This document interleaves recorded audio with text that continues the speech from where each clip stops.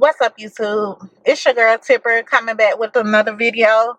Today I'm in my car because I'm sitting outside of my job, just trying to get my thoughts together before I enter into the workplace. Today I wanted to talk about depression. I know that's a huge topic, especially in the Black community. It's something I've been struggling with since the age of 16. If you're new to this channel, like, comment, and subscribe. Leave a comment down in the comment section. Let me know if you are struggling with some of the things I'm struggling with. If you can relate to what I've been through. If you ever need someone to talk to, I'm definitely an open ear. I'm non-judgmental. So you can leave your information down in the comment section and I'll hit you up, or I'll leave my email and information down in the description box. So once again, like, comment, and subscribe on this video. Hit the bell notification so you can get updates on when I upload. So yeah, basically I've been struggling with depression since the age of 16. When I was 16 years old, I experienced watching someone get murdered. I think that's hard for an adult to get through. That's a hard thing for an adult to get through. So just imagine being 16 and witnessing something so traumatic and never getting help for it. After the situation happened, I went to the police station, gave my statement. When I got back home, I went to sleep, woke up the next morning, and it was never talked about again. I don't feel like my parents understood what I was going through because they weren't raised around violence. So they didn't understand that they needed to get me help for going through that situation. So I internalized my feelings. I think that hindered me as I moved on into adulthood because I still, had nightmares. It's still certain things that I was scared of. Like when I heard gunshots, like I had anxiety. I didn't know what depression and anxiety was around that time, but I knew I was going through something that made me different from the person that I was. I started failing in school and skipping school and, self-medicating with alcohol at an early age when I didn't have any business drinking, lying to my parents, just, lashing out. It made me a evil person. I wouldn't say evil, but it just made me mad and angry. I was angry at everybody. I was angry at my parents, my siblings. It took a toll on me. It still, has an effect over my life till this day. And I never got help for it. In 2016, my second son, I lost him to liver disease, complications to liver disease. So I never was a spiritual person until the loss of my son. Before that, like a year and a half before that, I lost my stepfather. I had to do CPR on him. He was cutting the grass and he had a heart attack. So me and my mom, we had to do CPR on him until the ambulance came, until the fire rescue came. My stepdad and I were very close. I always had my real dad in my life, but I was closer to the man that was in my household that was a father figure to me. So we had a very good relationship. So when I lost him in 2014,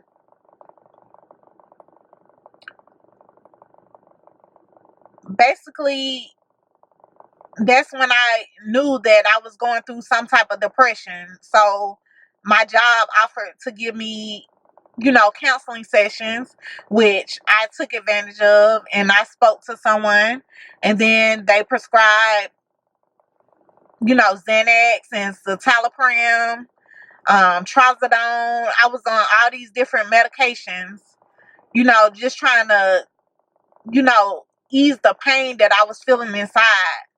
I don't feel like that medication did any good. It just turned me into a zombie, and I couldn't be aware of my surroundings. I couldn't, function as a regular human being because I was under so much medication. All while trying to raise two children as a single parent. So after that situation happened, dealing with a child with liver disease, because I found out when my son was 2 months old that he had this disease. And that was a burden in itself, because I felt like, why does my child have this disease? Was it something that I did that caused him to have this disease? And it's just a lot of things that I internalized. So, back to 2016, I lost my son to complications of liver disease, and which I'll make a separate video on, a story time on how I lost my child, and the whole situation on him dealing with the liver disease. I'll make a different video, a story time, so you guys can understand what I was going through during that time period. But like I said, I never was a spiritual person until my son died. Like, I always believed in God. I grew up in the church. My grandma always, instilled in my mom and, my aunts and uncles, even in the grandkids, church was important. But I never took it serious. I always believed in God. I always knew, what I guess I always knew that I was a Christian, and you're supposed to believe in God, but I was never like really spiritual until my son passed. Most people, it's different when they lose someone, lose a child, they get angry with God. And it has been times where I was angry with God, and I asked him, why is this happening to me? Or why this couldn't happen to somebody else who didn't love their child, the way I love, my son. But just going through that situation, it brought me closer to God, and I'm thankful for that, because I was on the road to destruction when my dad died. Like, I was, drinking and taking my medication. I just, I was being selfish to my kids, because at the end of the day, they needed me. And I was being selfish because I had a loss, and I was being selfish to them because, I no longer want to be here anymore, because I was tired of losing people. I was tired of people dying. I was tired of God taking people away that I felt like, they didn't deserve to go.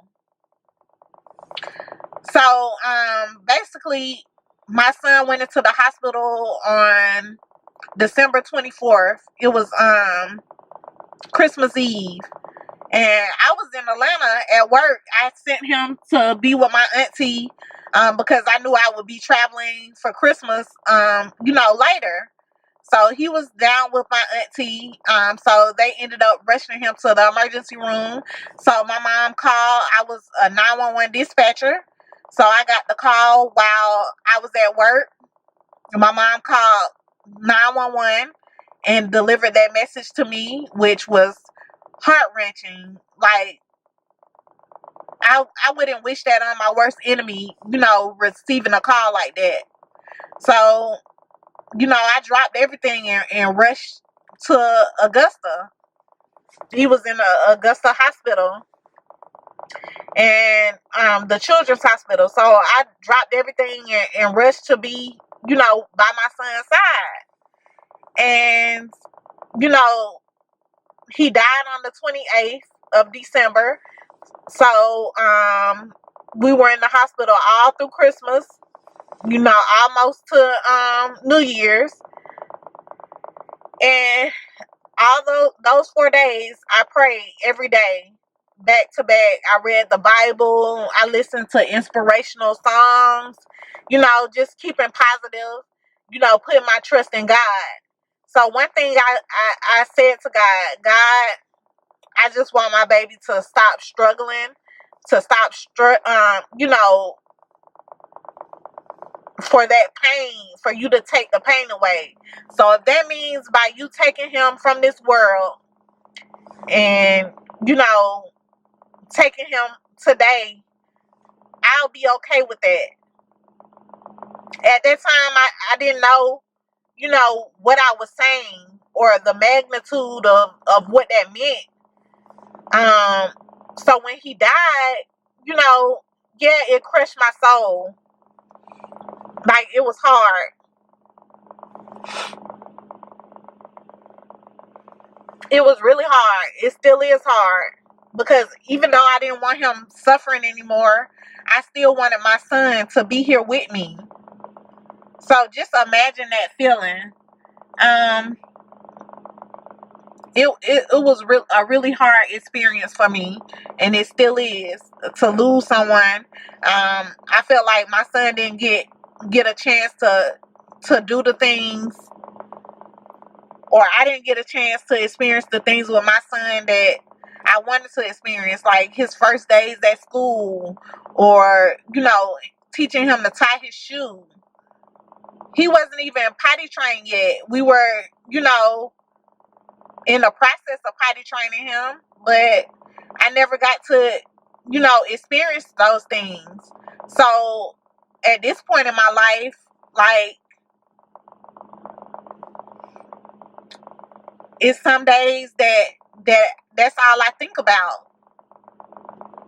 And it's some days that I don't want to get out of the bed. I have a new baby at this point in life, and I can't be selfish to my daughter. I can't be selfish to my oldest son. I still have to move and protect my kids and provide for my family. I have to be there as a wife to my husband. So it's difficult.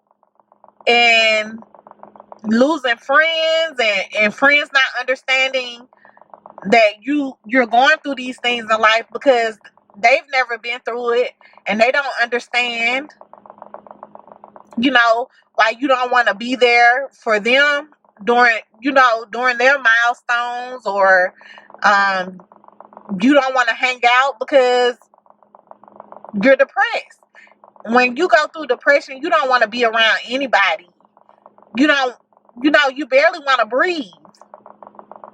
That's what people don't understand. And I feel like society downplays depression, like, makes people feel like, oh, you want to be depressed, or, you can change yourself, just smile and it'll be okay. But nobody understands. If you don't go through it, you wouldn't understand it.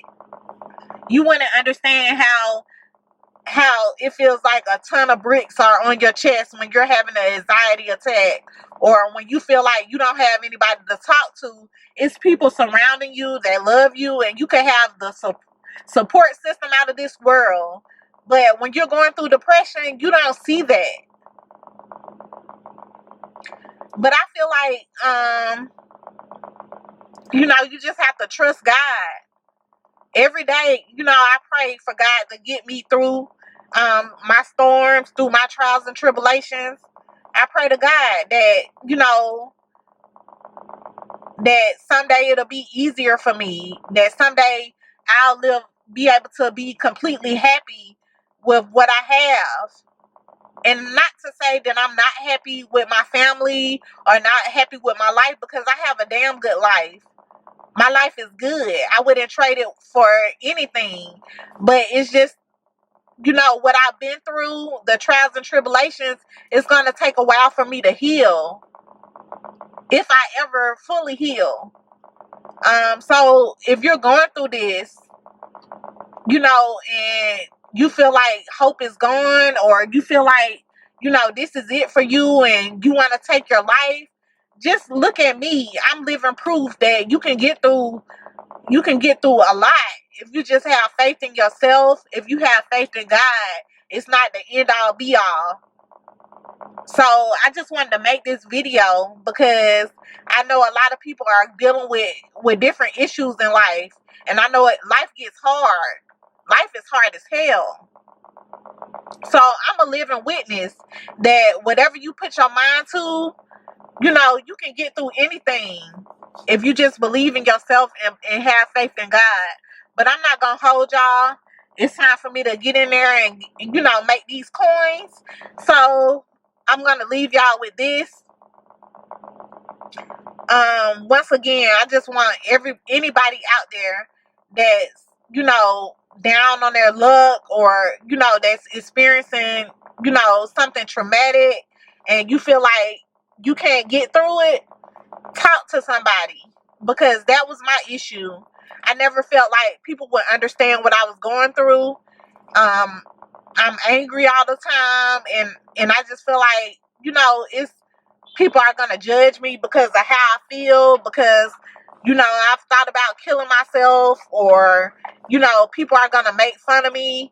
But put all that to the back burner. Put your pride aside and get help.